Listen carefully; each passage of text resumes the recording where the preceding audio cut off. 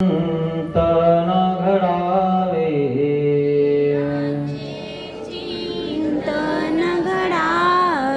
जीवनामुचे पावन व्हावे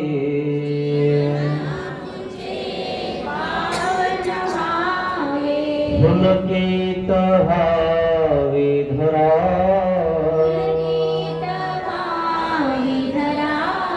स्वामी श्री चक्रधरा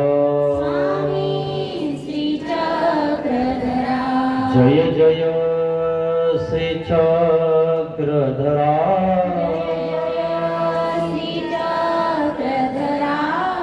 स्वामी श्री चक्रधरा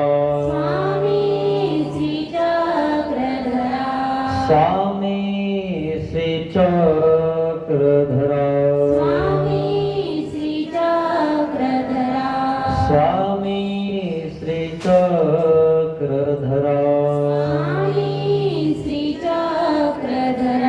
श्री गोपाल कृष्ण महाराज की जय। दंडवत हो।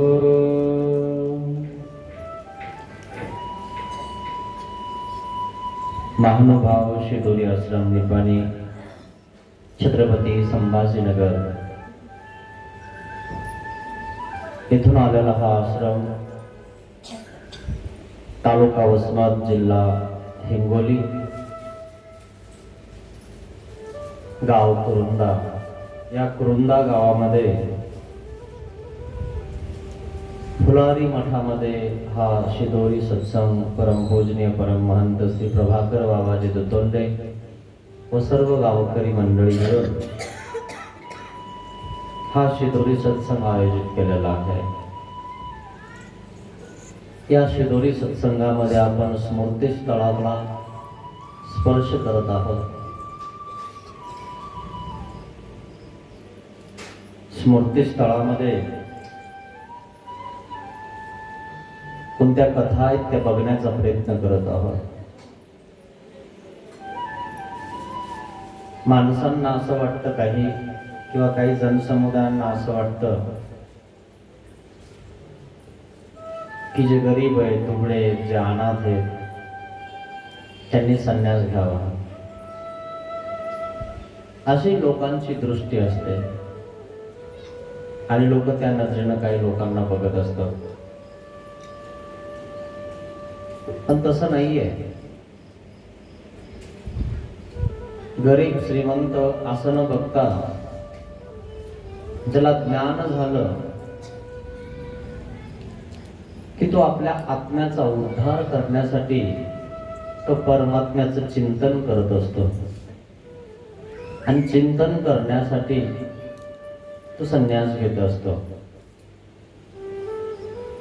कारण घरी राहून देव होत नाही, घरी चिंता असते। भिंतीच्या बाजूने सुद्धा आपल्याला चिंता निर्माण होते आणि म्हणून घरी राहून घरात बसून चिंतन केल्या जात नाही,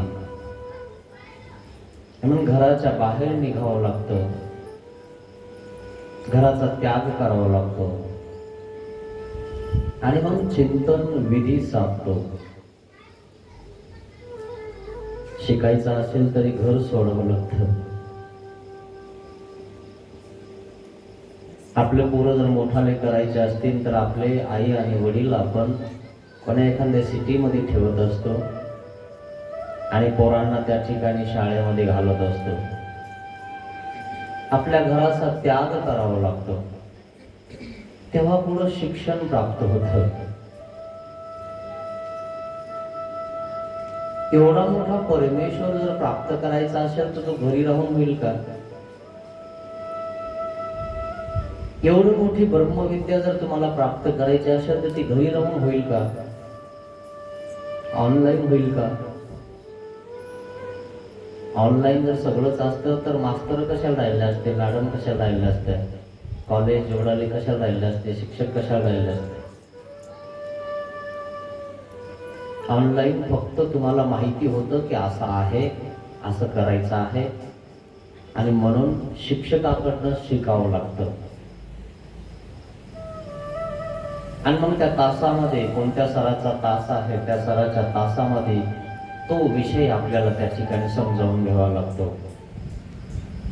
तेव्हा पुढं त्या विषयामध्ये आपण पास होतो. तुम्ही समजावून घेतलाच नाही, तो प्रेड केलाच नाही, तर तुमचा तो विषय गेल्याशिवाय राहत नाही. कारण तुम्ही ते ऐकलंच नाही, कोणा गुरुकडनं घेतलंच नाही. म्हणून गुरु विना ज्ञान नाही. आणि मग एक विद्वान पंडित महिम भट्टाची कथा तुम्हाला आज सांगणार आहे.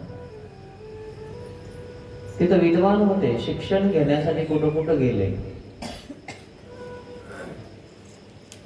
श्रीमंत होते. महाराष्ट्रामध्ये त्यांच्यासारखा विद्वान कोणी नव्हता. असे हे विद्वान पंडित महिम भट्ट जे एका टायमाला 60 भाज्यांची चव घेत होते. आपल्याला कधी कधी भाजी असते तर कधी नसते. वरण आणि भात आणि चपाती आपल्याला खावा लागते कधी कधी, भाजी नसते. आज भाजीला काहीच नाही, तुम्ही बाजारातून काहीच आणलं नाही, मी तरी काय करू, तर जाऊ दे, भुरकी असेल तर ते तोंडी लावायला, आणि तो भुरकी तोंडी लावतो, नाहीतर मग ती म्हणते ती पण नाही, खाराची फोड दे, लोणचं ते बी नाही. त्या वरणपोळीवर दिवस काढावा लागतो. वरणपोळी खाऊन आपण दुसऱ्याकडे बोट करतो. महिम भट्ट 60 भाज्या एका टायमाला खात होते, म्हणजे चव घेत होते. इतके श्रीमंत होते, त्यांना नाही कळालं का संन्यास घ्यावा की नाही घ्यावा. मग ते कामाला घेऊन संन्यासी झाले काय, गरिबीत म्हणून झाले काय. त्यांचं एक उपरणं इतकं महागाचं होतं, त्यांनी एका ब्राह्मणाला दिलं ना, तर तो ब्राह्मण म्हणेल मला लोक मारतील, आणि इतक्या महागाचं वस्त्र तो आणलं कुठून.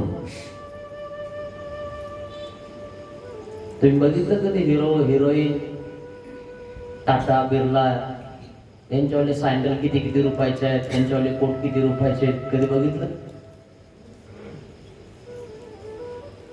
ते तुम्ही बघणार नाही, पण तुमच्याच अंगावरचे पैठणी कधी घ्यायला जा, मग कळण तुम्हाला किती रुपयाचे आहे. हे काय 400-500 रुपयामध्ये लोळतो आपण. कधी पैठणी घ्यायला जा, मग कळण तुम्हाला की पैठणीची किंमत किती लाखापर्यंत आहे. असेही वस्त्र काही आहेत की तितक्या महागाचे असतात. आमच्या स्वामींना सुद्धा कोणी एक जोगवाटा दिला होता, एका ब्राह्मणाने दान देऊन टाकला होता 500 आसोचा. त्या काळामध्ये 500 आसोमध्ये किती असतील, पावकी नेमकी आपण गणत होतो, आणा 2 आण्याने आपण व्यवहार करत होतो. स्वामीला तो 500 आसोचा ब्राह्मणाने दान दिलेला तो जोगवाटा एका ब्राह्मणाला स्वामींनी देऊन टाकला. औसा म्हणते महाराज एवढ्या मोठ्या महागाचा तुम्ही कसा दिला. देव म्हणजे तुम्ही जर असते ना आमच्याजवळ तुम्हाला देऊन टाकला असता, पण तुम्ही आता आल्या ना. आणि म्हणून किती कपड्याची किंमत आहे. पूर्वीच्या काळात खाकी पॅन्ट आणि पांढरं शर्ट शाळेमध्ये भेटायचं, एकच ड्रेस भेटायचा, तोच धुवून धुवून वापरावा लागायचा. आणि मग बसून बसून मागच्या दोन्ही बाजूला थिगळं लावावं लागायचं.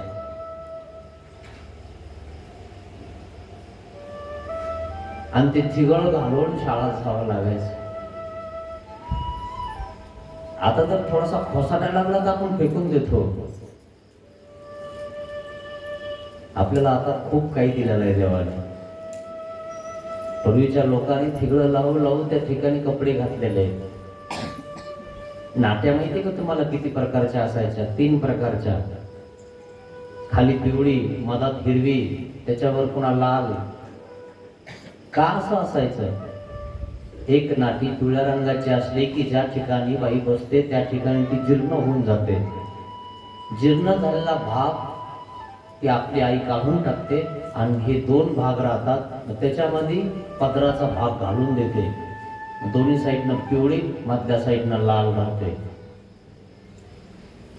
मग तोही जीर्ण झाला की पुन्हा दुसरीचा पदर काढते आणि तिला लावते. 3 प्रकारची होऊन जाते ती साडी. तीच फॅशन होऊन गेली. माहिती तुम्हाला? आजकालच्या लोकांनी ती फॅशन काढली म्हणजे खालचा वेगळा भाग, मधातला वेगळा आणि त्याच्यावरचा वेगळा.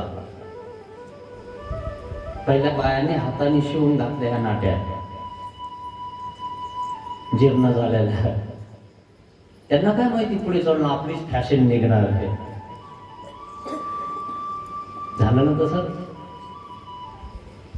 असा प्रकार आहे मित्रांनो. इतके श्रीमंत माहीम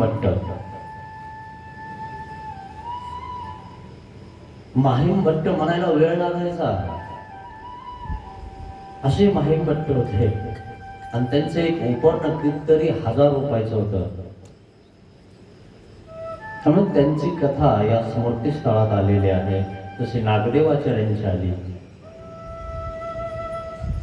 की माहीम भट्ट कसे देवाकडे आले. महान अनुभव असणारे माहीम भट्ट. भट्ट म्हणजे भट्टमार्गीचे.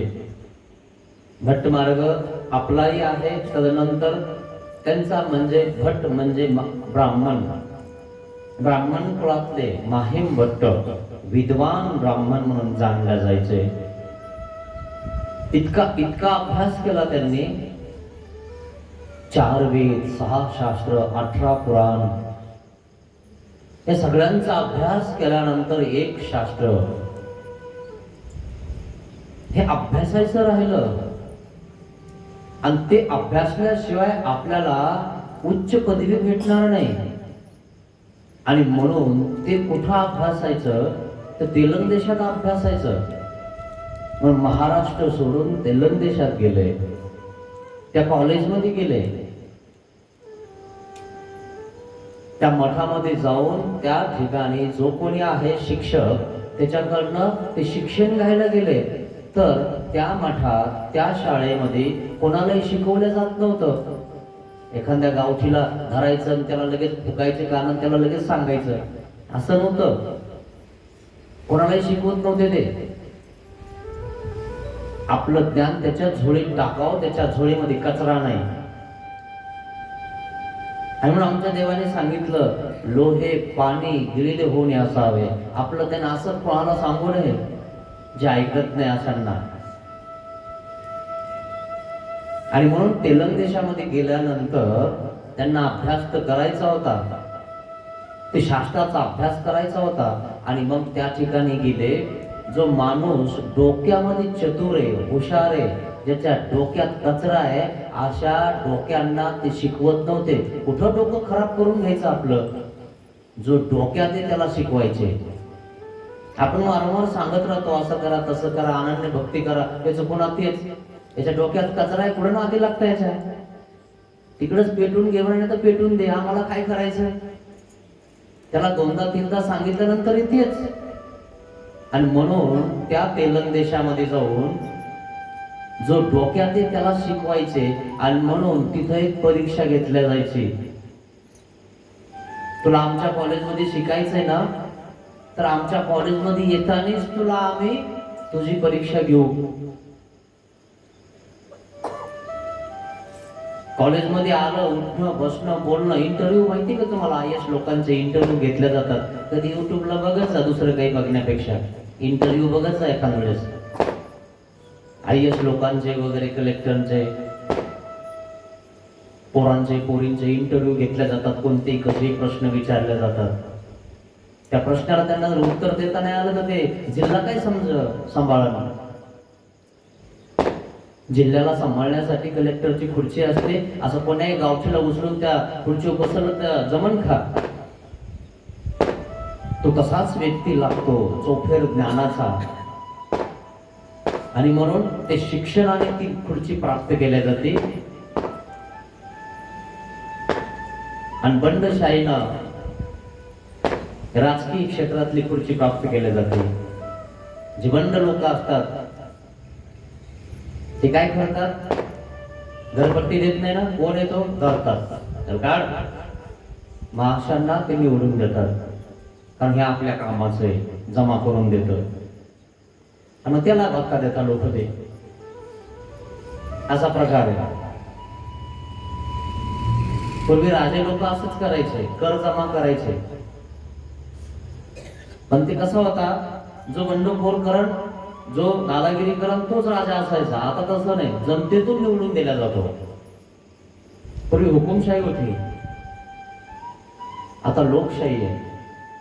लोक जनतेतनं राजा निवडला जातो की तो आमच्या हिताचा असेल, अशा प्रकार आहे. गेले माहीम भट्ट त्या कॉलेजमध्ये गेल्या आणि कॉलेजमध्ये गेल्यानंतर बघितलं त्या लोकांनी तिथे परीक्षा घेतली जात होती. एक देवतेला विडा वाहण्यासाठी देत होते. काही लोकांना विडाही वाहता येत नाही, गंधही लावता येत नाही. गंध लावून म्हणजे देवाला ते बाबाला लावतो, बाबाला लावून म्हणजे देवाला लावतो. संकल्प सोड म्हणलं की हातात घेतं बाबाच्या डोक्यावर टाकीत. त्याच्यावरूनच समजून घ्यायचं की कितपत सत्संगात आलेले आणि त्यांची हसी होऊन जाते. नाही कवाचे मानभाव म्हणजे आम्ही कुळातले मानभाव आहे, कुळात आमच्या देव आहे. बाबाच्या डोक्यावर पाणी. एवढं तर कळायला पाहिजे की आपला धर्म जो आहे तो बेसिक धर्मावर बेसिक ज्ञान तरी आपल्याला पाहिजे.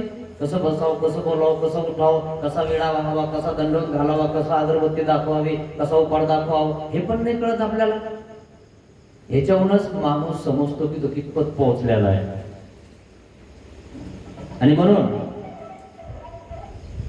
माहीम भट्ट त्या ठिकाणी पोहोचले शिक्षण घ्यायला. पण ते कोणालाही ऍडमिशन देत नव्हते. आजही बघा तुम्ही, अशा काही शाळा असतात की ते वट्यावरचे निष्ठे भरत नाहीत तिथं शाळामध्ये. मोकाट गप्पा हाणणारे काहीतरी हुशार व्यवस्थित लोक त्या ठिकाणी त्या कॉलेजमध्ये त्या शाळेमध्ये घेतल्या जातात. निष्ठे ठळ असते ना, ते घेत नाहीत. त्याची टक्केवारी बघतात आधी, हाय का लायकीचा शिकवायच्या. म्हणून माहिती का तुम्हाला, शाळामध्ये वर्ग असतात, अ क ब ड ढ, आहे का, माहिती असेल तुम्हाला. त्या त्या कॅटेगरीचे लोक त्या त्या वर्गामध्ये असतात. अ म्हणजे नंबर 1, ब म्हणजे नंबर 2, क म्हणजे नंबर 3, ड म्हणजे ड आणि ढ म्हणजे गेलेला नाच. त्या वर्गात कसा आहे, तिथं मॉनिटर बी तसाच असतो, उपट सोंब्या. त्याला बाहेर निघल्यावर कोणीच हाणत नाही. आणि त्याला जर काही प्रश्न केले काहीच कळत नाही. परीक्षेच्या टायमाला ते यांच्याकडे येतं, मला सांगणं काही, मग नाव लिहिणं म्हणजे फळ्यावर नाव लिहिलं जातं, माहिती नाही तुम्हाला. मग मॅडम नाही दुसरं आले की 2 ठपके हाणायचा, असा प्रकार आहे. आणि मग हे माहीम भट्ट गेले त्या ठिकाणी, त्या मठामध्ये गेले, आश्रमात गेले आणि त्या ठिकाणी विडा दिला जायचा. जर तुला विडा वाहता आला तर समजायचं तू योग्य शिकवण्याच्या.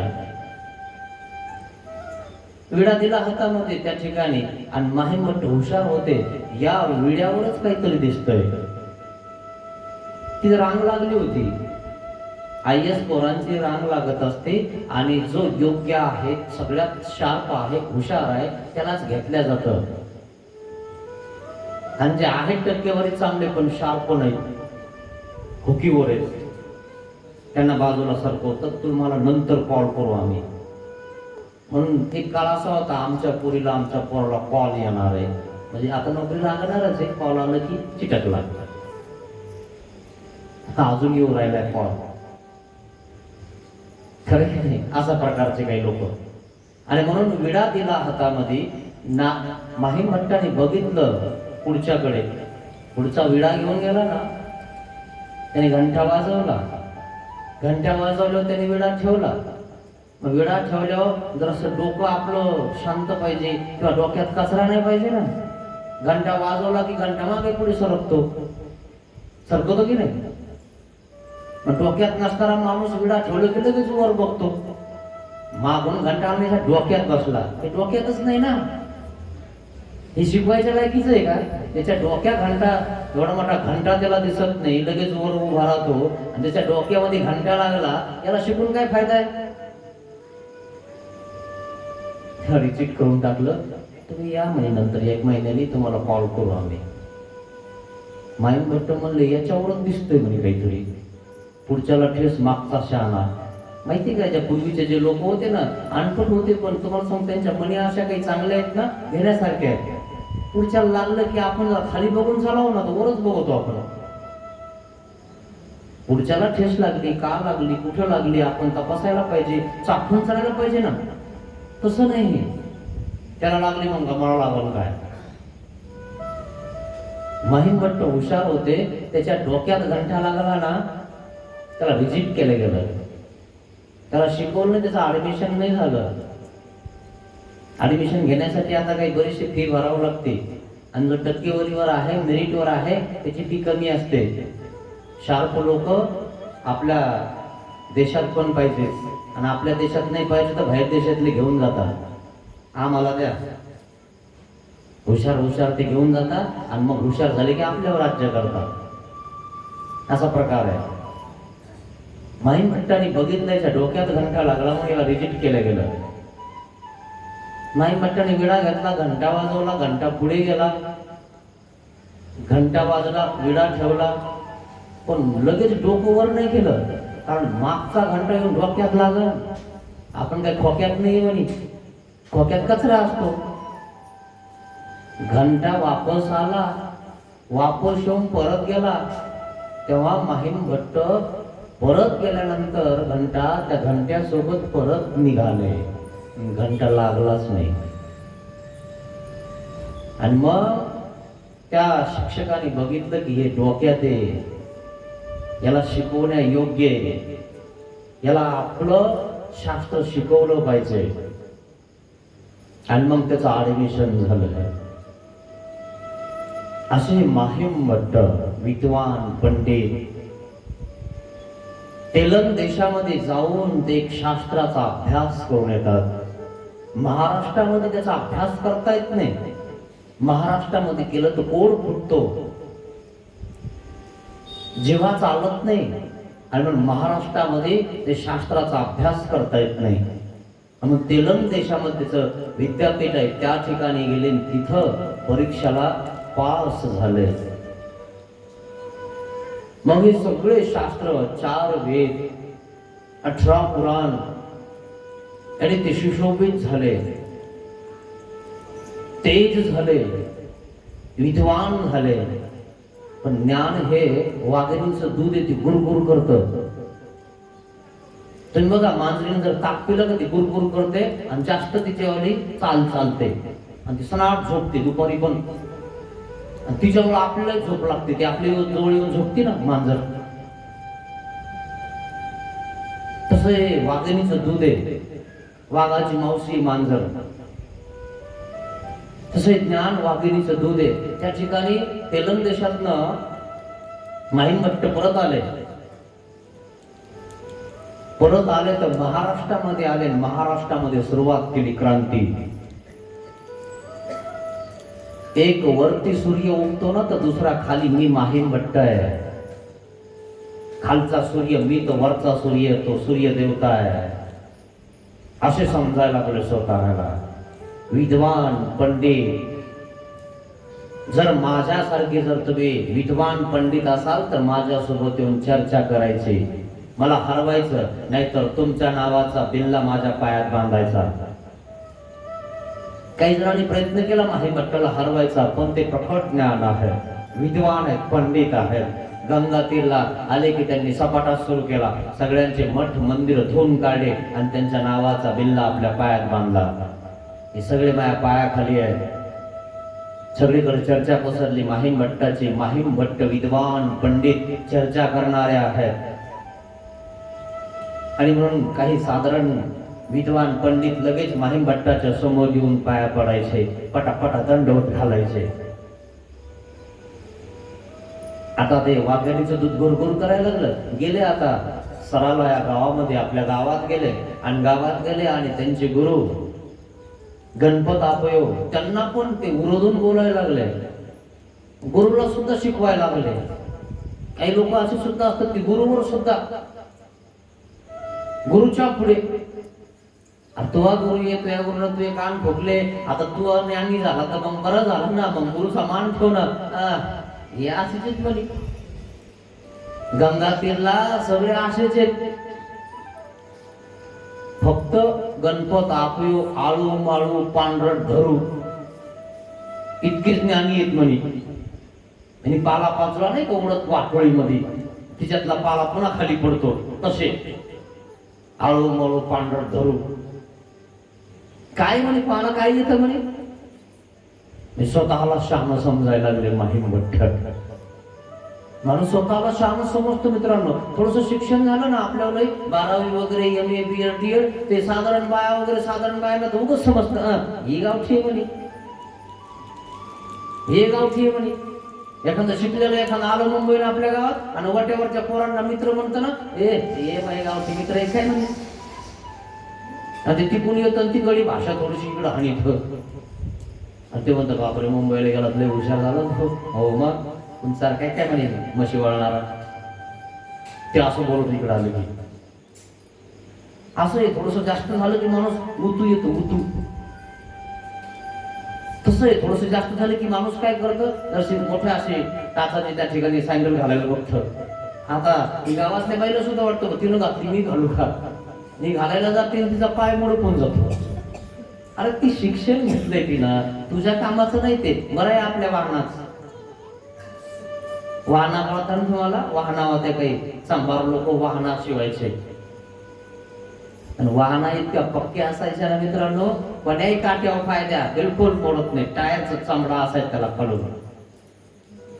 आता एखादी चप्पल घेऊन जा ना शेतात आणि त्या एखाद्या पायावर थोडं काट्यावर असं कधीच विकून निघतो.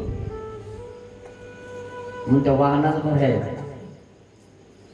आपलं आपल्यासारखं असलं पाहिजे, आपण आपल्यासारखं वागलं पाहिजे. लोकांचं बघून आपण लोकांसारखं नाही वागलं पाहिजे. ते करतो म्हणून आपण करून नाही बघायचं. आपली परी काय आहे, आपला छंद काय आहे, त्या छंदाच्या दिशेनं आपण धावायचं. आणि छंद असतात. तुमचा कोणता छंद आहे, शाळेमध्ये शिकवत असतात तुम्हाला, तुम्ही त्या छंदाच्या दिशेनं पळा, तुम्ही त्या छंदामध्ये वरती जाता. अशा प्रकारे माहीम भट्ट यांचा छंदच झाला इतरांना हरवायचा. आता गुरुला सुद्धा ऐकणं ते. माहीम भट्टाला गणपत आपयो म्हणतात. वा वा वा, बाहेर देशातून बाहेर राज्यातून शास्त्र काढून चांगला अभ्यास केलाय तुम्ही, सगळ्यांना हरवून खिशात घालायला लागले तुम्ही, आम्हालाही घाला.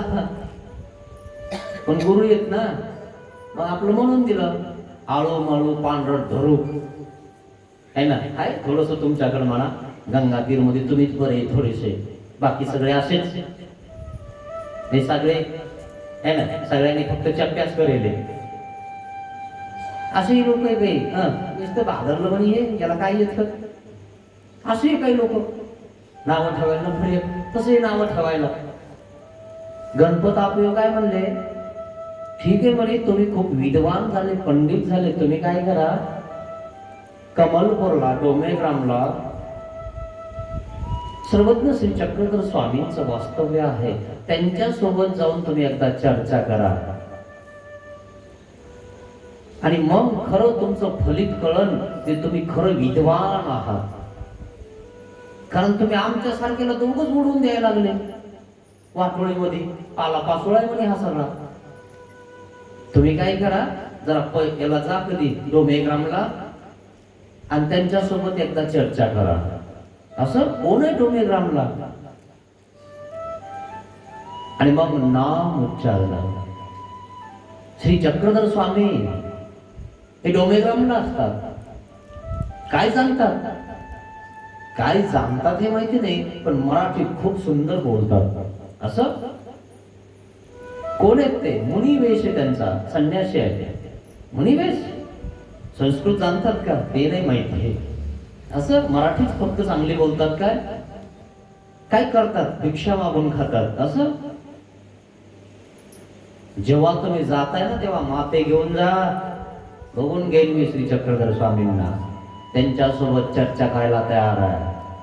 त्यांना हरवून टाकेन मी. कारण गंगा तीरला सर्वज्ञ श्री चक्रधर स्वामींचं नाव होतं. श्री चक्रधर स्वामी गंगा तीरला फिरत असताना चांगले चांगले विद्वान पंडित स्वामींच्या दर्शनाला यायचे. आणि जे पाखंडी ते त्या ठिकाणी झटकून निघून जायचे. म्हणून स्वामींना स्वतः या महाराष्ट्रामध्ये लोकांनी त्रास दिला. वेरूळला असताना, पैठणला असताना लोकांना देखवत नाही मित्रांनो, कोणाची प्रगती सहन होत नाही. सगळे स्वामींकडे जायला लागले. स्वामींची मधुर भाषा, अमृत भाषा, कोमल भाषा, मराठी अशी समजणारी भाषा आणि त्या मराठी भाषेतनं हृदयाला स्पर्श करणारी ही भाषा स्वामी बोलत होते. सगळे मेळे, सगळे गावातले लोक स्वामीच्या गावात जायचे, त्या ठिकाणी जमा व्हायचे आणि सत्संग ऐकायचे. सत्संगामधून स्वामींसोबत बरेचसे शिष्य तयार झाले, स्वामींच्या सोबत राहायला लागले. आणि स्वामीचा ताफा आता डोमेग्रामला आला आणि गणपत आपयो हे माहीम भट्टाला सांगतात, तुम्ही एकदा दर्शन घ्या म्हणे स्वामींचं, जाऊन त्यांच्यासोबत चर्चा करा. ते म्हणतात ना गंगा तीरला कोणी ज्ञानी नाही, त्यांच्यासोबत चर्चा करून बघा. आणि जर समजा त्यांच्यासोबत जर तुम्ही चर्चा केली तर आम्ही समजू की तुम्ही इतकं शिक्षण घेतलेलं काहीतरी फलित झालं. ठीक आहे. तुम्ही जर म्हणतात ना श्री चक्रधर स्वामींसोबत चर्चा करायची तर मला घेऊन जा. गणपत आपयो गेले. 4-5 दिवसांनी गणपत आपयोचं देवगावला राजकीय क्षेत्रातलं काम निघालं. तलाठी हे बाळ त्या ठिकाणी होतं तलाठ्याचं. आणि मग काहीतरी आपला पेरा लिखाण करायचंय म्हणून गणपत आपे होत्या तलाठ्याकडे निघाले आणि माहीम भट्टाला सांगितलं, अहो आज चाललोय आम्ही डोमेग्रामला. असं? हो मी पण येतो. हो सकाळी आवरा मग लवकर. रात्रभर झोपलेच नाही, अवघड स्थळे कुठ प्रश्न पाठ करून ठेवले. गणपत आपयो जर श्री चक्रधर स्वामींचं नाव घेतात तर ते साधे सुधे नाहीयेत. जर त्यांनी असा प्रश्न केला तर आपल्याला असं उत्तर द्यावं लागेल. ते मराठी सुंदर बोलतात तर आपल्याला संस्कृत सुंदर बोलावं लागेल. कारण माहीम भट्टाला सुद्धा 10-15 भाषा येत होत्या. आता देव तर देवच आहेत, ते सर्वज्ञ आहेत, त्यांना कोणती भाषा येत नाही. ते जर मराठी सुंदर बोलतील ना तर मी संस्कृत बोलेन, मी संस्कृत मध्ये प्रश्न करेन. आणि ते जर संस्कृत मध्ये बोलतील तर मी गुजराती बोलेन. देव तर गुजरातचेच होते, मातृभाषा देवाची गुजराती होती. इथं आल्या मराठी शिकले. शिकायचं काय गरज आहे देवाला? देव सर्वज्ञ आहे, सर्व जाणता येतो. कोणत्याही भाषेचं त्या ठिकाणी व्याकरण जाणून घ्या देवाकडनं. अवघड स्थळे, अवघड पोथ्या, कुठ प्रश्न जमा करून ठेवले आणि त्या ठिकाणी लिखाण करून घेतले आणि पाठ करायला लागले. देव असं बोलतील तर मी असं बोलन, आणि असं बोलले तर मी असा परिहार देईन, असं हे सगळं त्या ठिकाणी तयार केलं. गणपत आपले सकाळी आले. चला म्हणे माहीम भट्ट डोमेग्रामला. हो चला. चालत असताना सुद्धा गणपत आपल्या सोबत ते बोलत नाहीत, पोथी वाचत आहेत. कारण एवढ्या मोठ्या विद्वान पुरुषाला हरवायचे उगाच काय? जर ते आपल्यापेक्षा वर निघाले तर महाराष्ट्रात नाक जाईल ना आपल्याला. ते साधारण एखाद्या मुनी संन्याशाने आपल्याला हरवलं, माझं महाराष्ट्रात नाव आहे, मी महाराष्ट्रामध्ये नंबर 1चा विद्वान आहे, अशी गुरमी चढली होती माहीम भट्टाला. प्रत्येक माणसाला थोडीशी गुरमी असते माहितीये का? आपल्या आपल्या धनाची, आपल्या आपल्या ज्ञानाची, आपल्या प्रकाराची. तशी माहीम भट्टाला आलेली होती. गेले. गणपत आपल्याला देवगावला जायचं होतं म्हणून भामाठाणला गेले. भामाठाणला आपलं एक स्थान आहे, गेले तर करा कधी. अलीकडेच नदीच्या काठावर भामाठाण होतं डोमेग्रामच्या. तिथं पिंपळे वामन भट्ट होते. पिंपळे वामन भट्ट देवाला उपहार घेऊन जात होते, पंगत घेऊन जात होते. कारण देवाला त्यांनी दंडवत दिला होता की महाराज उद्या मी भोजन आणतो आपणास, माझा दंडवत स्वीकार करा. आता जे लोक आणतात ना असं डोक्यावर घेऊन येतात ना, ते पूर्वीपासूनच परंपरा आहे, आजची नाहीये. पूर्वीपासून लोक देवाला, साधूला, संताला उपहार घेऊन जात असतात. पिंपळे वामन भट्टाने दुर्डी भरली, तिच्यामध्ये आपलं सगळं साहित्य ठेवलं आणि एक घागर हातात घेतली आणि निघाले होते. तितक्यामध्ये हे पाहुणे म्हणून गणपत आबोय आणि माहीम भट्ट भामाठाणला पोहोचले. अहो कुठे चालले तुम्ही? अहो मी डोमेग्रामला चाललोय. सर्वज्ञ श्री चक्रधर स्वामींना माझ्यावाला उपहार आहे, माझी पंगत आहे. अरे वा वा, बरं झालं, मला जरा राजकीय क्षेत्रातलं काम आहे. गणपत आबोय पिंपळे वामन भट्टासोबत बोलतात. मला जरा देवगावला जायचं होतं, आमच्या सोबत आमचा शिष्य आहे माहीम भट्ट. बापरे, त्याला कशाला आणलंय? नाही, त्याला देवाचं दर्शन करायचंय. दर्शन करायचे का देवासोबत काही करायचंय? नाही नाही, तुम्ही घेऊन तर जा. पिंपळे वामन भट्ट म्हणलं ठीक आहे, काय हरकत नाही, चला आमच्या सोबत. आणि गणपत आबोय देवगावला गेले आणि पिंपळे वामन भट्ट ते डोक्यावर उपहार घेऊन गेले देवाकडे आणि बाईसाकडे उपहार दिला. तितक्यामध्ये सर्वज्ञ श्री चक्रधर स्वामी त्या ठिकाणी बसलेले होते. देवाचा नेमकाच अवसर संपन्न झाला होता. आणि मग अवसर संपन्न झाला, सुपूजित देव आसनावर बसलेले आहेत. गळ्यामध्ये हार घातलेला आहे, बहुभूषणे त्या ठिकाणी बांधलेले आहेत. उघडी श्री मूर्ती, ती गोड श्री मूर्ती सुंदर अशी दिसायला लागलेली आहे.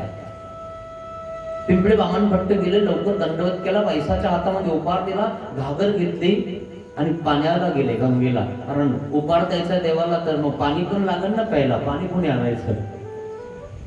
मग पाणी संपलं की घेऊन येतात बघा, हे जार आहे ना आता इथं, त्याची पंगत इथं लक्ष ठेवतो पाणी आहे की नाही. ही जी परंपरा आहे ना, ही परंपरा आहे महानुभाव संप्रदायाचे. मग अशा प्रकारे ते पाणी आणायला गेले आणि माहीम भट्ट बाहेर होते. आणि मग माहीम भट्टाला देव दिसले. त्यांनी काया प्रणित केलं लांबून, म्हणजे असंच यांना काय एवढं वाकून दंडवत करायचा, असं केलं त्यांनी. आणि मग देवाला बघितलं व्यवस्थित आणि बघतच राहिले. मूर्ती वेध, श्रीमूर्तीचा वेध झाला माहीम भट्टाला. माहीम भट्ट पुन्हा पुढे सरकले, गाभाऱ्यात जाऊन बसले, स्वामींना बघतच राहिले. श्री चक्रधर स्वामी दिसायला इतके सुंदर होते, जो अवयव जैसा व्हावा तैसाचे. बघत राहिले, बघत राहिले, बघावंच वाटत आहे. हे तुझे रूप डोळे भरून पाहू दे, हे तुझे रूप डोळे भरून पाहू दे. चक्रधरा पद चरणी तुझ्या राहू दे, चक्रधरा पद चरणी तुझ्या राहू दे. असं हे सगळं नयन रूप माहीम भट्टाच्या डोळ्यामध्ये बसलं, अंतःकरणामध्ये ठसलं. माहीम भट्टाला प्रश्नच पडला, काय प्रश्न करावा. प्रश्न विचारायला आले, देवाला हरवायला आले. ते विद्वान पंडित, महाराष्ट्रामध्ये एक नंबरचे विद्वान वैष्णव पंथाचे माहीम भट्ट. पूजा अवसर सगळं संपन्न झालं, अजून बसलेलेच आहेत. घागर भरून आणली पिंपळे वामन भट्टाने, बैसाच्या हातात दिली, उपहाराची तयारी झालेली आहे. तरी पिंपळे वामन भट्ट उठायला तयार नाहीत, माहीम भट्ट उठायला तयार नाहीत. आणि मग देवच म्हणतात, अहो भट्टो काय म्हणता? जे होऊन आले ते काना करा. चर्चा करायला आले ना, करा ना मग चर्चा. देवाने सावध केलं, हलवलं थोडं, जरा व्हानं सावध. तुम्ही तर सावध करण्यासाठी तुम्ही रात्रंदिवस अभ्यास करत होते आणि आम्हाला हलवण्यासाठी इथं आलात ना. मग त्यांचा संस्कार जागृत झाला.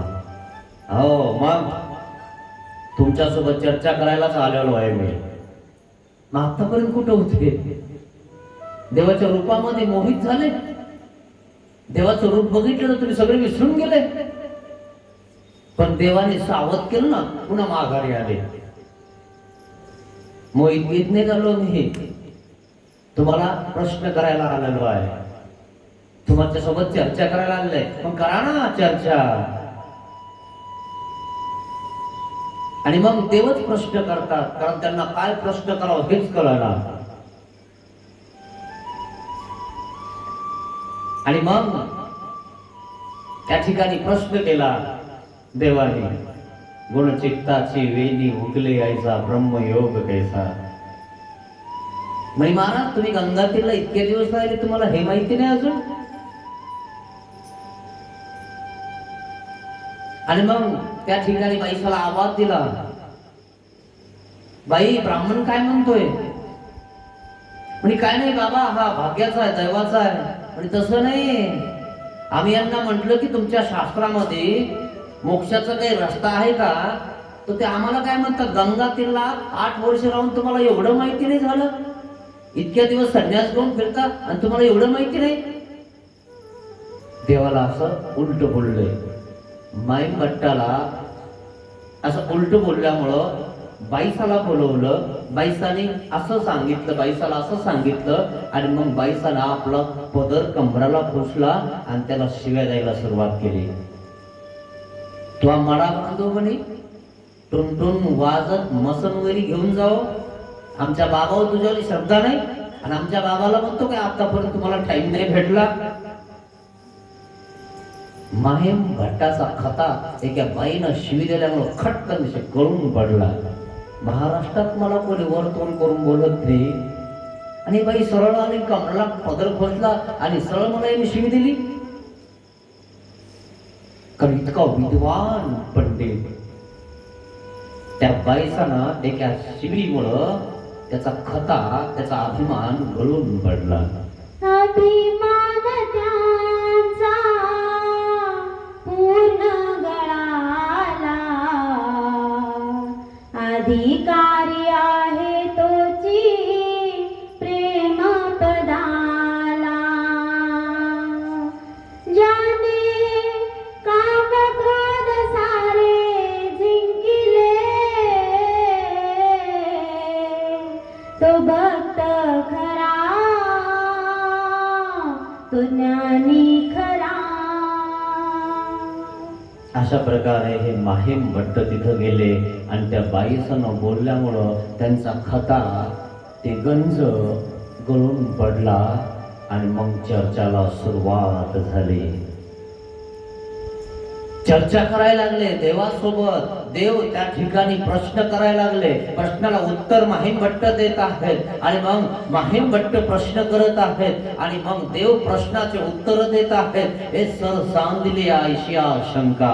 जसे श्रीकृष्ण महाराज द्वापार युगामध्ये जसे अर्जुन देव देवाला असे प्रश्न करायचे की एकामागे एक प्रश्न करत होते, एकामागे एक प्रश्न करत असताना श्रीकृष्ण महाराज एकामागे एक उत्तर देत होते. सर सांदली आयशिया संदा. सर म्हणजे सरकाळ चुलीत घातल्यावर लहान लेकर सरकाळ बाहेर काढत होतं आणि सरकाळ असं फिरवत होतं. जणू काय सगळीकडेच काय आहे, सरकाळ्याचा आहार आहे असं दिसतं. त्याला काय म्हणतात, सर सांदिली आयशिया शंका. एकामागे एक प्रश्न, एकामागे एक उत्तर त्या ठिकाणी असे हे करत होते. तसे द्वापार युगामध्ये श्रीकृष्ण महाराजांना प्रश्न केले अर्जुन देवाने, तसे माहीम भट्टाने प्रश्न केले सर्वज्ञ श्री चक्रधर स्वामींना आणि त्या प्रश्नाचं उत्तर सर्वज्ञ श्री चक्रधर स्वामींनी सहज दिलं. त्यांनी मराठीत प्रश्न केले तर स्वामींनी संस्कृत मध्ये उत्तर दिलं. संस्कृत उत्तर असं दिलं की माहीम भट्टाला त्यांचे प्रयोग सुद्धा माहिती नव्हते. व्याकरण दृष्ट्या स्वामींनी जसं उच्चारायला पाहिजे तसा उच्चार केला. माहितीये का, माणसाचं व्याकरण व्यवस्थित नसेल ना तर माणसाची शुद्धलेखन व्यवस्थित नसते, माणसाचं लिखाण व्यवस्थित नसतं. माणसाचं व्याकरण व्यवस्थित असलं तर माणूस पुढे व्यवस्थित चालतो, व्यवस्थित लिखाण करतो, व्यवस्थित त्याचे मार्क असतात. नाही तर काना आणि वेलांटीचे मार्क कटतात. न आहे, न दोन प्रकारचे न आहेत माहिती तुम्हाला.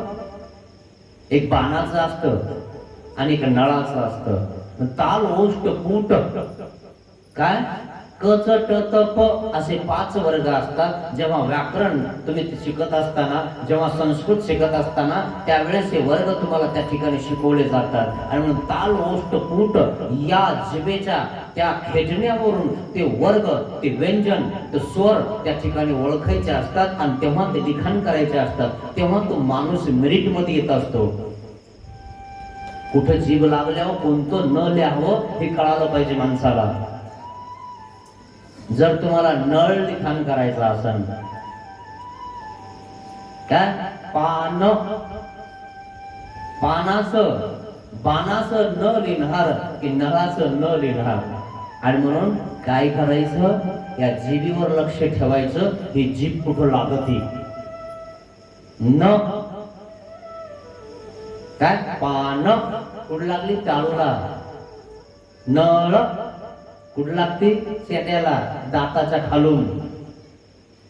याच्यावरून ठरवायचं असतं की बाणाचं न लिखाण करायचं की नळाचा न लिखाण करायचा. नाही तर असं तर आपल्याला कळतच नाही कोणता न लिखाण करायचा. लोक पान असं लिहितात म्हणून आपण लिखाण करतो असं पान. आणि त्याला जर तुम्ही बाणाचं न नाही लिखाण केलं, नळाचं न लिखाण केलं तर लोक काय म्हणतात, अरे हा कितवीला आहे, याने नळाचं न लिखाण केलं म्हणून म्हटलं. आणि मग तो म्हणतो नाही नाही हे न लिहितो, मग बाणाचं न लिखाण करतो तो.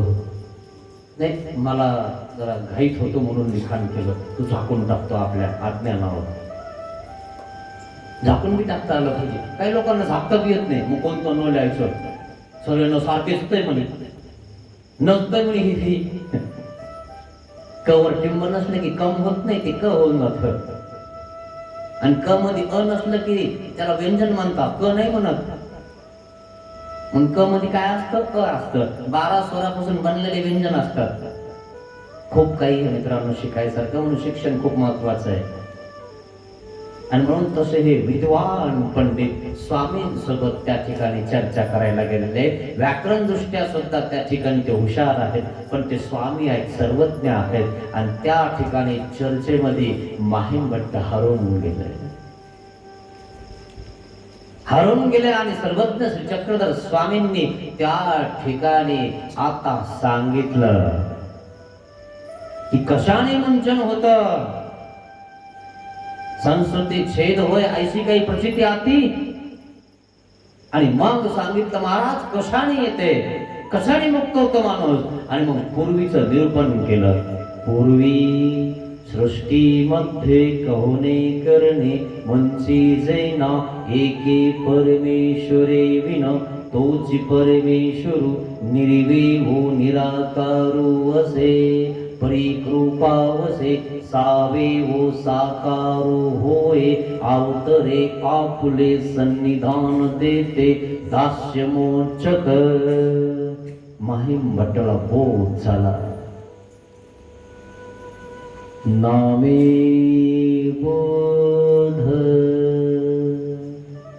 बोध झाला. दास्य केल्याशिवाय आपल्याला मुक्तता भेटणार नाही. पूर्वी सांगितले माहिमभट्टाला आणि माहिमभट्ट बुजून गेले. माहिमभट्टाकडे प्रश्न शिल्लक राहिले नाही.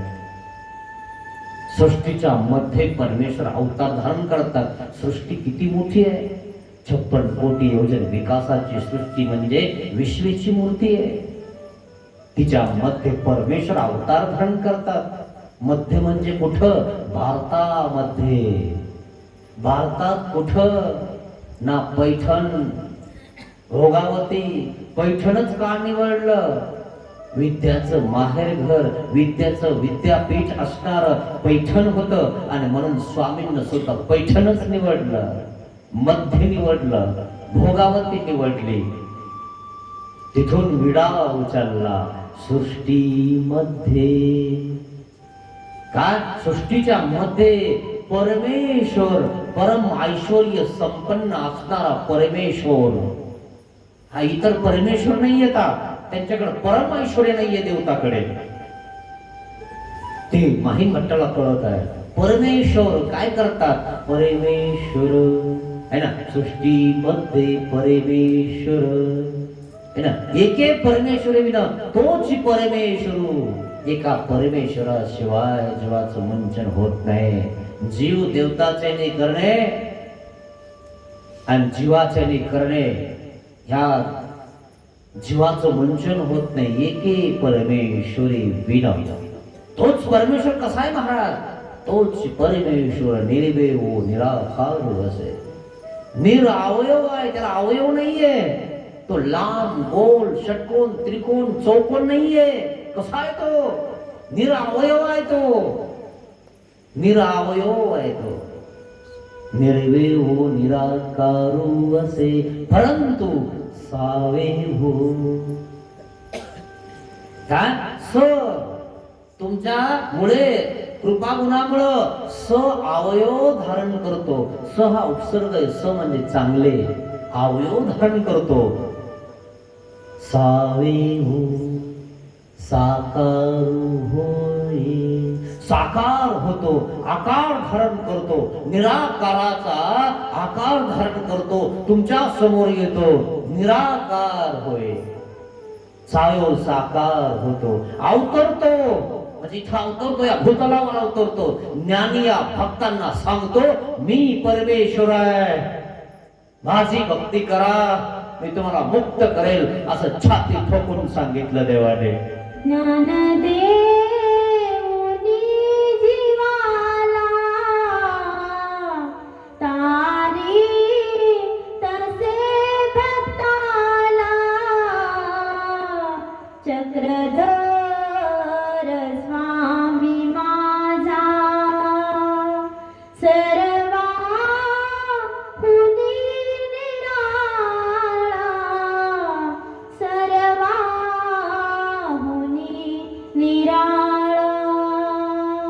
अशा प्रकारे त्या ठिकाणी सर्वज्ञ श्री चक्रधर स्वामी सांगत आहेत.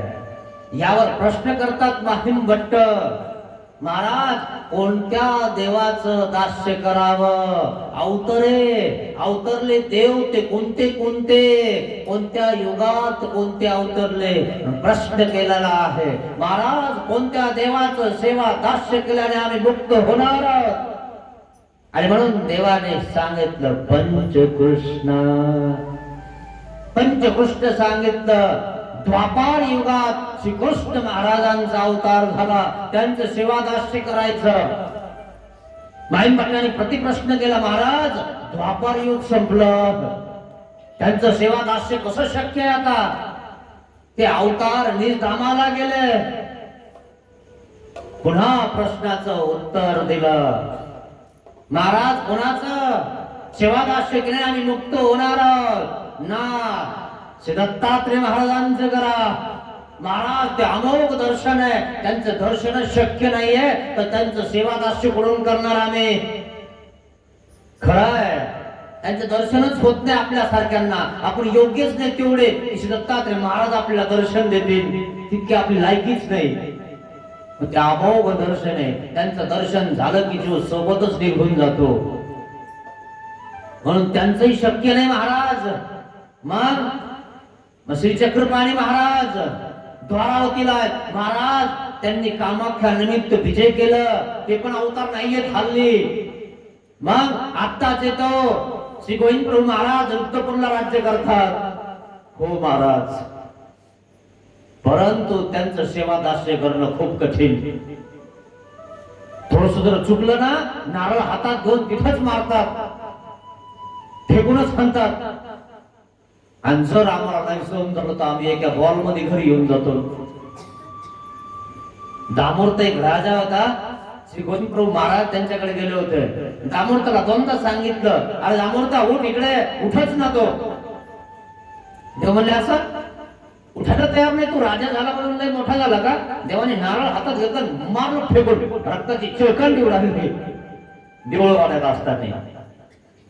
सगळे सैन्य जमा झालं आणि महाराज शांत बसा, ते आमचे गुरु आहेत, आम्हाला मारलं तर आमचा कर्माचा नाश झाला. तो राजा कसा होता, तो राजा स्थिर होता. आपल्यासारखे तर एकाच बॉल मध्ये घरी येतात. निश्चित जर तुम्हाला म्हणलं ना मार्गामध्ये खायला आले का, हो लगे घरी, मला का खायला नाही का घरी, चालले मी, निघाले लगे का थोडं घेऊन, असे लोक आहे काही. थोडस सहन होत नाही. आणि सहनशील करायला सांगितलं देवाने, सहन करायला सांगितलं. होतं का आपल्याला काही सहन? घरी सहन होत नाही आपल्याला, तर दारच्याचं काय सहन करतो आपण. आणि म्हणून सांगितलं महाराज, त्यांचं सेवादास्य कठीण आहे. आत्ताच येतो हे देव, आत्ताच येतो हे म्हणतात, मांडी थोपटतात आणि स्वतःला हेळसून बोलतात. हे म्हणजे आम्ही, आपण तर मी म्हणतो, मी असा, मी तसा, मी अमका, मी तमका, आणि देव स्वतःला हे म्हणतात. हे म्हटले देव स्वतःला.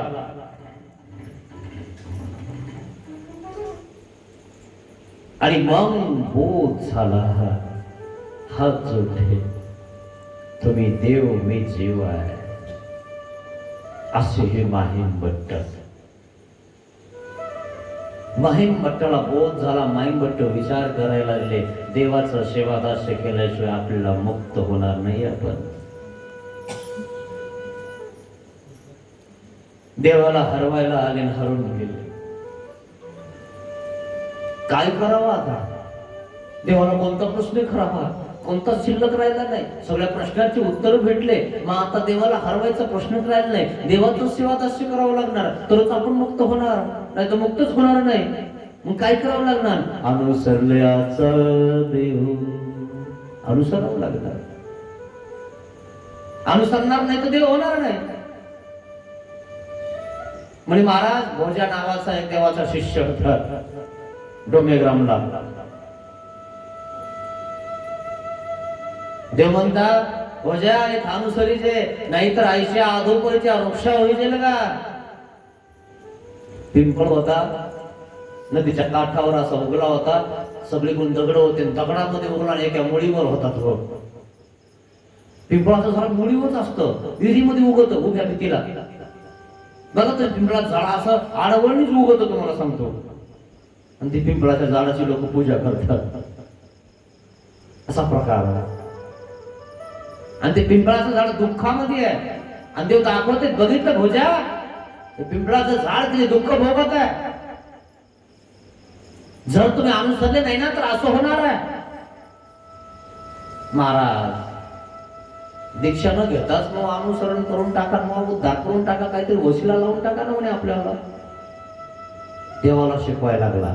देव म्हणले ती तिची खावणी आहे, आम्हाला कायदा नका शिकू, आमचा तो कायदा आहे. पेट्रोल पंपावर लोक पेट्रोल पंपाचे कपडे नाही घातले तर रोजानी पैसे देत नाही, चल्लिंग म्हणतात. नोकरी केली असेल ना तुम्ही, बघा पेट्रोल पंपावर गेल्यावर इथं लिखाण असतं, HP petrol pump, Indian petrol pump. 500 रुपये रोजाचा असून तिथं सगळे आपले काढून त्याचे घालावं लागतात त्या पेट्रोल पंपावाल्याचे. दवाखान्यात गेल्यावर दवाखान्यात त्या लोकांचे घालावं लागतात. आंतरवस्त्र बी ठेवत नाहीत ते, काढते सगळं तुझ्या आलं, आमचे घाल, नाही तर जाय तिकडं कुठं ऑपरेशन कर, आम्हाला गरज नाही. तुम्हाला नीट व्हायचं असतं आणि म्हणून त्याचे कपडे घालता तुम्ही. आणि तर कायमचं मुक्त करणारा परमेश्वर त्याचे कपडे घालायला लाज वाटते लोकांना. म्हणून सकाळी बघितलं का तो दीक्षित करण्याचा दृष्टांत, कोणा पोरासोबत बोलून जायला लाज नाही वाटत. 6 महिने त्या ठिकाणी त्या पोरीवर ऋषी फुगे त्या ठिकाणी तिला मारून टाकू असं करून नुसते अफवा. लेकरू घेऊन आले की जाऊ द्या, आपलीच आहे, लगेच साडी चोळी लगेच जाऊ द्या तिच्या घरी तिला. ते जमत देवाकडे आले की जमत नाही. असे लोक आहे, इष्टक्रिया नाही करून देणार, अनिष्ट क्रियाला त्या ठिकाणी घेऊन जाणार. आणि तो का संन्यास घ्यायचं वय काय म्हणे, वय तिकडे ही तर घेतच नाही, पण दुसऱ्याला घेऊन देत नाही. म्हाताऱ्या लोकांनी संन्यास घ्यायचा असतो आणि ज्यांना खायला नाही त्यांनी घ्यायचा असतो. मग माई म्हटलं खायला नव्हतं काय, अशी शिकवता काही वाटेवर बसणारे लोक त्या साधारण भोळ्या लोकांना. आणि ज्याला ज्ञान झालं ते ऐकते काय, त्याला जाय तिकडे. त्याला जर सोन्याच्या हौदात पुरून ठेवलं ना, तूच खाय म्हणतील ते सोनं. मला लोक काही ते त्या सोन्याच्या हौदातून निघून जात. त्याला बोध झाला नाही. आता माईन मोठं विचार करत आहेत काय करायचं, सेवा दास्य करायचं. तो विचार करायला लागले, अनुसरायचं. मग बाईसा म्हणते बाबा उशीर झाला जेवायला. हो हो, नाही माही मट्टाचं आवरलं का ना, आहे का काही प्रश्न? नाही म्हणे महाराज. ते म्हणतातच आता देवाला हरवायला आला होता माहितीये, हरवून गेला. विचार करायला लागला, आता संन्यास घ्यावा लागेल. देवाचा उच्चिष्ट प्रसाद घेतला, निघाले. माईन भट्ट निघाले तर विचार करतात वाटाने, संन्यास घेऊ का घरी जाऊ. विचार करायला लागले, जर संन्यास नाही घेतला तर देव नाही. मग काय करायचं? नाही म्हणे घरी जाऊ आणि घरचं घरच्यांना सगळं देऊन टाकू. हिचं हिला देऊ, पोरांचं पोरांना देऊ, पोरींचं पोरींना देऊन टाकू आणि सगळं जिकडं तिकडं करून टाकू आणि आपण आपलं निघून जाऊ. चांगला विचार आहे. निघाले म्हणे 1 वर्षात हे सगळं नाही झालं तर 1 वर्षात घेऊन टाकू ना म्हणे. पुन्हा पुढे गेले म्हणे 1 वर्ष कोणी बघितलंय, 1 वर्षाच्या आधीच आपण मेलो तर जर तर काय खरंय माणसाचं? माणूस संडासला गेला आणि अडकून पडला की मरतो. काय खरंय माणसाचं? पुन्हा गेले 6 महिने कमी गेले म्हणजे 6 महिन्यात घेऊन टाकू. पुन्हा म्हटले 6 महिने कोणी पाहिले, कोरोना सारखा एखादा रोग आला मरून गेलो तर मग कोरोनामध्ये विडा ठेवायचा. वाचलो तो तेव्हा तुला अर्पण. अजून असे कोरोनातले विडे फुटायला लागले, तिकडेच गावाकडे फिरायला लागले. वाचलो तेव्हा कोरोनामध्ये की तुला अर्पण होईल म्हणजे तुला संन्यास घेऊन टाकेल. तुला कोण म्हणलं तो विडा ठेव? असे विडे घेऊन फिरता लोक माहिती का तुम्हाला? देवाला चकवा देतात. वाचवलं देवाने है ना, तरी म्हणता नाही आता हिचं राहिलं तिचं राहिलं, नातीचा पोरग व्हायचं राहिलं. आणि पोरग झालं निघावं ना, नाही मांडीवर बसून खाल्लं पाहिजे. मग तिला घास भरवला पाहिजे. तिला घास भरी तर याचा घास घेणं बंद होऊन जातं वर. हे बसतो इथंच. असा प्रकार होऊन जातो. माईन भट्टाने पुन्हा 3 महिने कमी केले म्हणे 2-3 महिन्यातच आवरून टाकू. पुन्हा कमी केले 3 आठवडे 2 आठवडे. नाही म्हणे आता फक्त चाव्या घरी नेऊन देऊ आणि त्यांना सांभाळा असं म्हणू. मग पुन्हा विचार केला की बाबा जाताना जर आपण आळखडून पडलो तर, जाताना आपल्याला आपल्या वाटात साप आला आणि सापावर पाय पडला आणि सापाने आपल्याला चावलं तर, नाही नाही असं शक्य आहे का म्हणे. आणि म्हणे उंबरवाठ्यावर जाऊ, चौकटीवर उभा राहू आणि चाब्या फेकू आणि चाब्या देऊन टाकून संन्यास घ्यायला जाऊ आणि चौकटीला ठेस लागले पडलो तर, मेलो तर. असा प्रकार झाला. कशावरून झाला? ते ढेकळ हातात घेतलं, संडासला बसले, ढेकळ हातात घेतलं, थेंब पडा पाण्याचा. ऐशेची देह की हे जिरून गेलं तसं एक दिवशी जिरून जाईल. आणि म्हणून हा विचार त्यांच्या मनामध्ये आला आणि त्या ठिकाणी त्यांनी विचार बदलला. म्हणे आता रुद्धपूरला जाऊन आपण संन्यास घेऊ. जर आपण डोमेग्रामला गेलो, देवाजवळ संन्यास घेतला तर सराला गाव डोमेग्राम वरून जवळ आहे. आपली बायको, आपली पोरं, आपली पोरी, आपले दादा मामा आका हे सगळे जमा होतील आणि देवाला त्रास देतील. अशा टायमाला जमा होता सगळे. हा तुम्हाला काय गरज संन्यास घ्यायची, तुम्हाला काय कमी गेली काय? ते दिलं तू त्यांना काय आणून? संन्यास घ्यायच्या टायमालाच उभा राहता हे सगळे. बिमार झाल्यावर ये ना, मग त्याला दवाखान्यात नाही त्याची सेवा कर. मनीष तो फोन म्हणतो बरी का तब्येत, काळजी घ्या, ये ना जरा एखादा महिना सुश्रुषा विधी कर ना त्यांच्यावाली, काढणं त्यांच्यावर सर भडलेलं धोतर गितर. ते नाही करणार. बिस्किटचा पुडा आणणार 4.5 रुपयाचा, दादा खा बिस्किटचे पुढे चहामध्ये डुबून 4.5 रुपयाचे. काय प्रेम आहे लोकांचं आपल्यावर. हे प्रेम दाखवत आपल्याला. नाटक सगळ्यांची तुम्हाला सांगतोय. माहीम भट्ट निघाले डोमेग्रामला न येता रुद्रपूर अवतार सांगितला, श्री गोविंद प्रभू महाराजाकडे जात आहेत. असे हे माहीम भट्ट निघाल्यानंतर आपलं धोतर फाडलं आणि त्या धोतराची झोळी केली आणि ते धोतराची झोळी केली. धोतराचा त्या घाम त्या धोतराला लागलेला होता. झोळीमध्ये अनेक पदार्थ आले. पदार्थ त्या ठिकाणी भिक्षेमध्ये आलेले ते खात होते. खात असताना त्या ठिकाणी त्यांना तो वास आला. आता इतके श्रीमंत, इतके चांगलं खाणार आहे आणि त्यांना तो वास सहन झाला नाही. त्यांना उलटी झाली. सगळं अन्न पाण्यात घातलं. पुन्हा विचार बदलला. म्हणे काही खरं नाही, असं अन्न आपण कधी खाल्लं नाही, हे खाणं आपल्याकडून शक्य नाही. म्हणे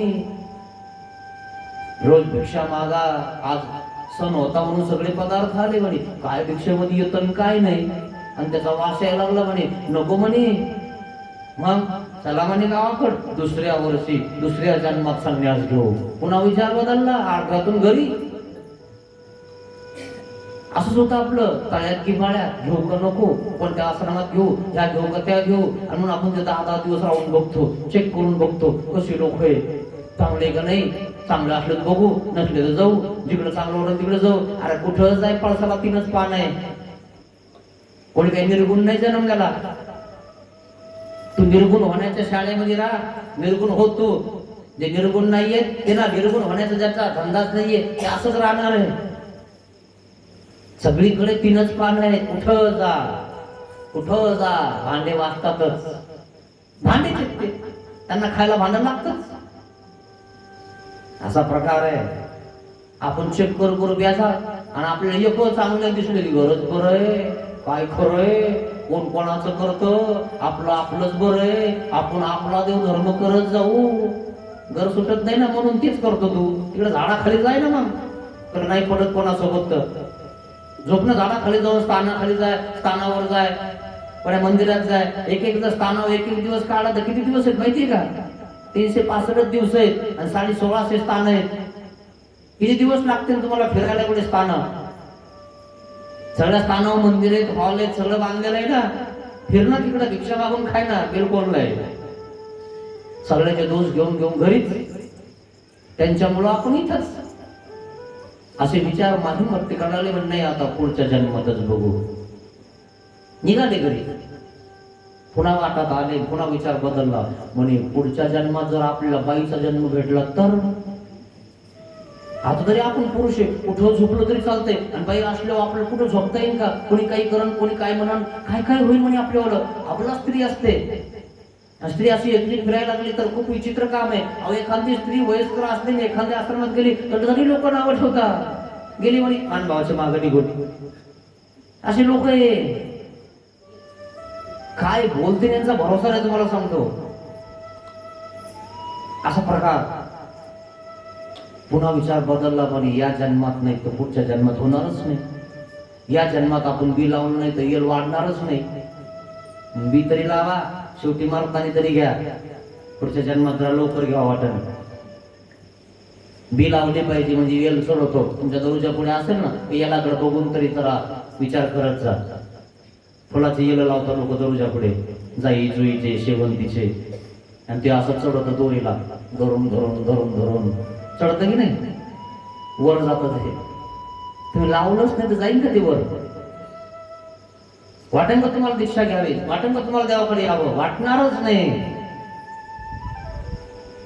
आणि म्हणून मरताना तरी घ्या. अशी तर काय घेता की नाही. ज्याला घ्यायची तिथं विचारणार नाही, लगेच निघून जाईल. नाही तर ते म्हणून तू घेतो, तुम्ही घेतो. हे एकमेकावर लागणार येते. हे घेणार आहेत काय? हे घेत नाही. यांनी सवट्यावरून फक्त आपलं सोडणार आहे.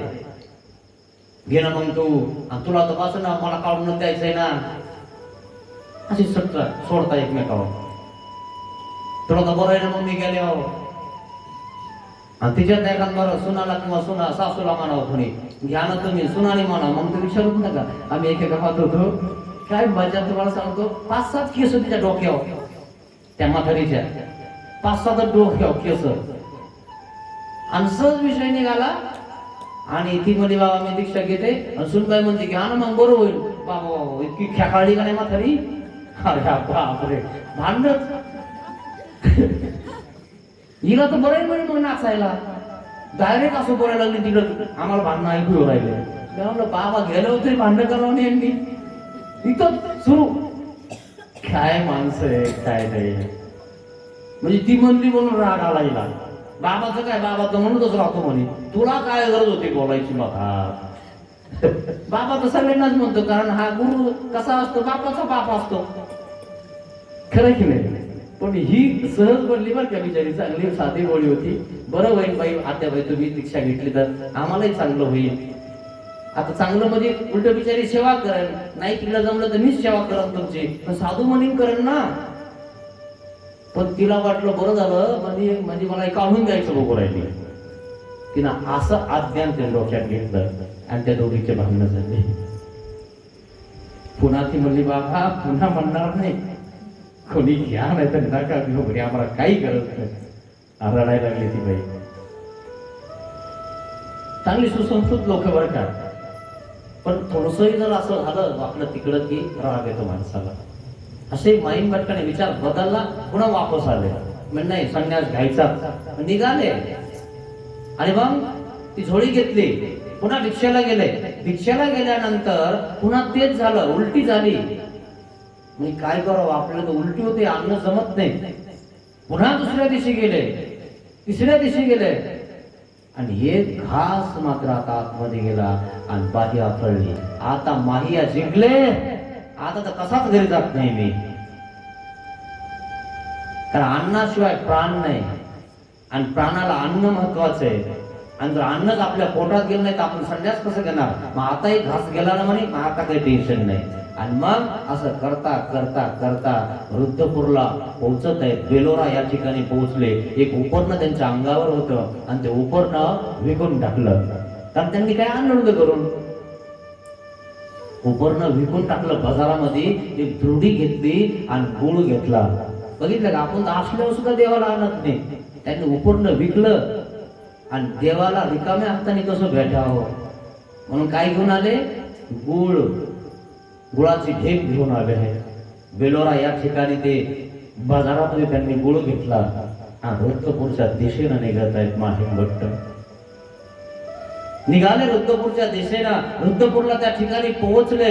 पोहोचल्यानंतर त्या ठिकाणी जवळ जात आहेत. रुद्रपूरला गावाच्या खेटून आलेल्या आहेत आणि कुठं जावं हे माहितच नाही. रुद्रपूरला श्री गोविंद महाराज अवतार आहेत एवढंच माहित होतं. डोक्यावरती दुर्डी आहे आणि ते सगळं त्या ठिकाणी ते घेतलेलं आहे. आणि एक ब्राह्मण, एक मातंग रस्त्याने जात होता आणि त्या मातंगाला त्या ठिकाणी माहीम भट्टाने विचारलं, काय हो राहुल कुठे आहे, श्री गोविंद प्रभू महाराज कुठे आहे. हे नव्हे आताची उपाध्याच्या आवारी विजय केले. वाह, त्या मातंगाने मला देवाचा रस्ता सांगितला. दुर्डी खाली ठेवली आणि त्याला साष्टांग 2 दंडवत घातले. माहीम भट्टाने 2 दंडवत घातले. आपण तर आपल्या गुरुला दंडवत घालत नाही, साधूला घालत नाही. त्यांनी मातंगाला घातले. का घातले, की देव इकडे म्हणून सांगितला. हे दंडवताचं महत्व आहे मित्रांनो. गेले उपाध्याच्या आवारामध्ये गेले आणि मग त्या ठिकाणी श्री गोविंद प्रभू महाराज बसलेले आहेत. आणि मग श्री गोविंद प्रभू महाराज वाट बघत आहेत माहीम भट्टाची. माहिया नावे ब्राह्मण येईल म्हणे, गुळ आणील म्हणे, गुळ खावा म्हणे. मठामध्ये एकच चर्चा, उपाध्याच्या आवारामध्ये एकच चर्चा. उमाईसा, महादाईसा, आबाईसा चर्चा त्या ठिकाणी देवाची ऐकत आहे. कोणता माहीम भट्ट नावाचा ब्राह्मण येणार आहे, गुळ आणणार आहे, काय भाग्यवान आहे. देव त्याचं नाव घेत आहेत आणि त्या गुळाची त्या ठिकाणी वाट बघत आहेत. आणि मग माहीम भट्ट आले. पटकन देशाची गोविंद प्रभू महाराज उठले आणि माहीम भट्टाच्या डोक्यावरली त्या ठिकाणी ती दुर्डी खाली उतरवली आणि त्या ठिकाणी गुळ खायला सुरुवात केला. माझ्या भक्ताने गुळ आणलेला आहे, श्रद्धापूर्वक आणलेला आहे. एक उपरणं विकून माझ्यासाठी घेऊन आलेला आहे आणि म्हणून गुळ खात आहे. दोन्ही हाताने खात आहेत. आणि मग उमाईसा, महादाईसा, आबाईसाला कळालं माहीम भट्ट नावाचा ब्राह्मण आलेला आहे, त्यांनी गुळ आणलेला आहे. एक दुर्डी भरलेली आहे आणि श्री गोविंद प्रभू महाराज बसले आणि त्या दुर्डीतला सगळा गुळ खाऊन टाकत आहेत. आणि सगळी डाळ भरलेली आहे, सगळी डाळी भरलेली आहे. आबाईसाला कळालं. आबाईसा त्या ठिकाणी देवाची प्रवृत्ती जाणत होती. आबाईसाला सांगितलं, उमाईसानं, महादाईसानं, आबे आबे माहीम भट्ट नावाचा एक ब्राह्मण आलाय आणि त्याने एक दुर्डी भर गुळ आणलेला आहे आणि देवाने अर्धा संपवलाय. देवाचं पोट दुकान चाललं तो लवकर. आबाईसा धावत पळत आली. श्री गोविंद प्रभू महाराजांना हात जोडले. महाराज, हा गुळ एवढं खाल्ल्याने आपलं पोट दुखत, आपण याच्या पुऱ्या करू, पोळ्या करू. ते म्हणतात नाही, माझ्या भक्ताने माझ्यासाठी आणला, श्रद्धापूर्वक आणलाय, डोक्यावर आणला. त्याची तो कोणाला डोक्यावर हात सुद्धा ठेवू देत नव्हता, सगळ्याच्या डोक्यावर त्याचा हात होता. इतका विद्वान माहिमभट्ट पंडित आहे आणि त्याने माझ्यासाठी डोक्यावर गोळ आणलाय आणि त्याचा नाही खाणार. माहिमभट्टाने त्या ठिकाणी बघितलंय सगळं दृश्य. माहिमभट्ट चकित झाले. आबाईसर दोरी ओढली म्हणे, महाराज मी पोळ्या करते. गोळ घेऊन गेली, गोळ घेऊन गेले आतमध्ये. माहिमभट्ट तिथे बसलेले आहेत आणि त्या ठिकाणी संन्यास स्वीकारत आहे. नामे अनुसरण, नामाने अनुसरण होतं मित्र. अनुसरण झालं, संन्यास घेतला. श्री गोविंद प्रभू महाराजांच्या सन्निधानात ते राहायला लागले. आणि मग माहिमभट्ट आबाईसाकडे जातो आणि म्हणतो, मला काही व्यापार द्याल का? मार्गात मी राहतो, तर मार्गामध्ये राहत असताना मला व्यापार महत्वाचा आहे. मार्गात तुम्हाला ओझं म्हणून कसं राहू? तुम्ही करायचं, मी आयतं खायचं काय? मला सांगा ना, मी काय करू? आणि काय करणार तुम्ही? इथं काही करावंच लागत नाही. मादाईसा झाडून घेते, मादाईसा पाणी भरते, उमाईसा सगळं इकडं तिकडं आवरते आणि मी रसोई मधले आवरते. काही कामच नाही ना म्हणे इथं, काहीच तर काम नाही. तुम्हाला कोणतं काम सांगू म्हणे मी? काहीच व्यापार नाही. म्हणजे त्यांना काहीतरी व्यापार, मी काहीच व्यापार नाही, मी काहीच नाही म्हण नाही. आणि मग विचारलं, चुलीतली राख कोण काढतं, पोत्रा कोण घेत? अरे हा, चुलीतली राख कोणी काढत नाही, तिला पोत्राही कोणी घेत नाही रे. म्हणजे त्या चुलीला पोत्रा आणि राख काढायचं काम माझ्याकडे काय? मी माहिमभट्ट चुलीला पोत्रा घेईन, राख काढेन, तेवढं तरी देवाचं सेवा दास्य मला घडेल. इथून पुढचं आयुष्य त्यांनी देवासाठी जीवाची राख रांगोळी करून टाकली. म्हणून ही ब्रह्मविद्या माय माऊली, मळल्या माखल्या ते गे, असे हे माहिमभट्ट आहेत मित्रांनो. स्वतः चुलीला पोत्रा घ्यायला लागले, बायांचे काम करायला लागले. आपल्याला तर एखादं बायाचं काम सांगितलं, झाडझुड करायचं तर आपण लगेच लाज होतो. हा ना, घ्या ना, तिला सांगतो मी. कशी लाज वाटते आपल्याला. माहिमभट्टाला वाटली का लाज? तिथं ज्ञानासोबत स्पर्धा करायचे, सूर्यासोबत स्पर्धा करायचे. तुमची कुठे स्पर्धा आहे? घरी तरी आपण हुशार आहोत का? शेजाऱ्यासोबतही आपण पुरत नाही, ते सूर्यासोबत स्पर्धा करायचे. असे इतके मोठे असणारे माहिमभट्ट, त्यांनी हातामध्ये पोत्रा घेतला आणि राख काढली, उखांड्यावर नेऊन टाकली. कारण राखीसारखा कलर, राख रांगोळी आणि उखांड्यात असणारा मी आहे. काय माझ्याकडे? ते उखांड्यावर जाणार एक दिवशी हे शरीर, नाचणार आहे, पुसणार आहे. काय याच्यामध्ये? जोपर्यंत जवानी तोपर्यंत त्या ठिकाणी लोक आपल्याकडे बघतात, नंतर तो कोणी बघायला येत नाही, हाय का मेलं म्हणून. तिचा विचार करा मित्रांनो. असे माहिमभट्ट आहेत, इतके विद्वान पंडित माहिमभट्ट. यांनी संन्यास स्वीकारला. त्या माहिमभट्टाची ही पूर्व पीठिका तुम्हाला सांगितली. आणि आता इथून पुढे माहिमभट्टाला देव विचारणार आहे, तुम्ही रुद्रपूरला का गेले? तुम्ही इथं का नाही आले? आमच्याकडे का संन्यास घेतला नाही? आणि मग पुढे चालून माहिमभट्ट अशक्त पडतात. शेवटची अवस्था येते. माहिमभट्टाची सेवा करण्यासाठी कोणी एक शिष्य स्वतःचे काही नाही त्या ठिकाणी दागिने गहाण ठेवते आणि माहिमभट्टाला दवाखान्यात घेऊन जाते.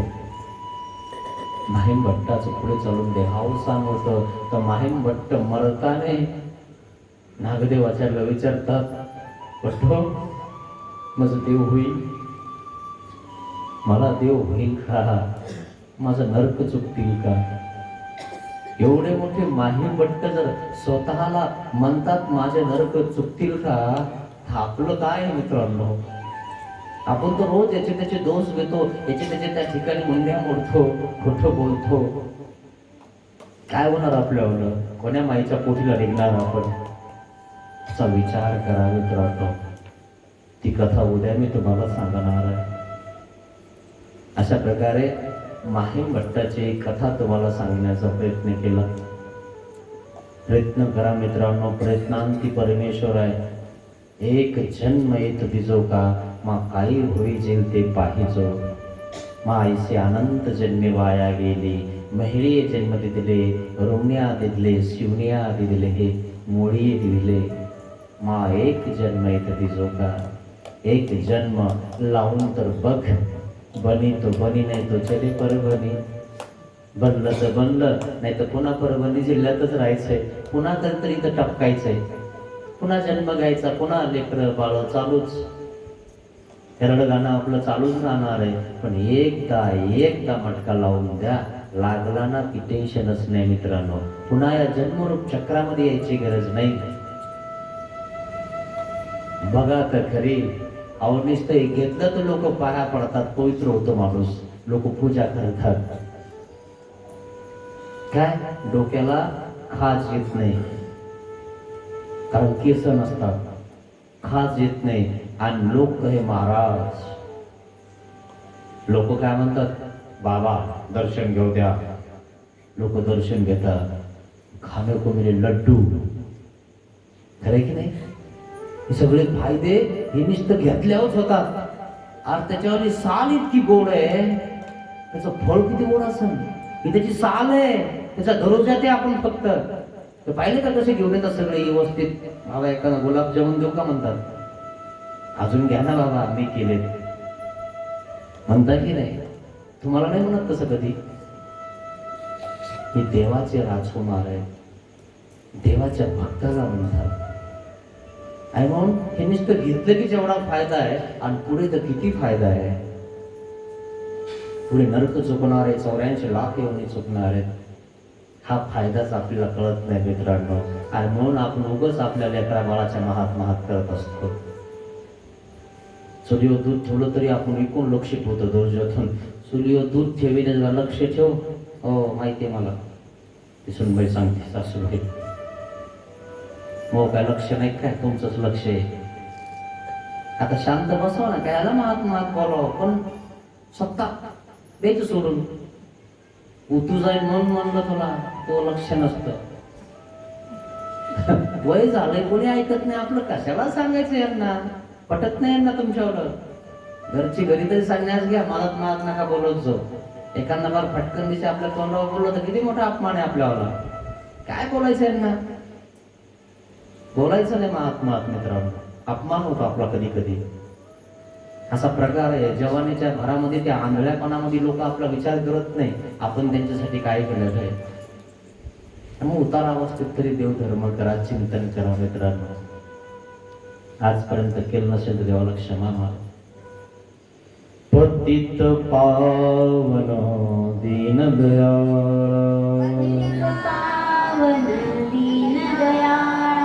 दया करी रे स्वामी, अज्ञानाने घडले पातक,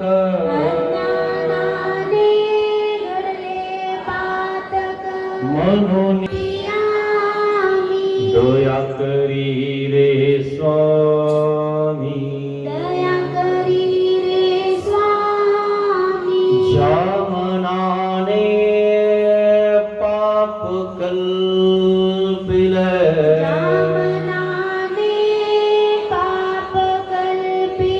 ते मन तुला दिले मी, दया करी रे स्वामी,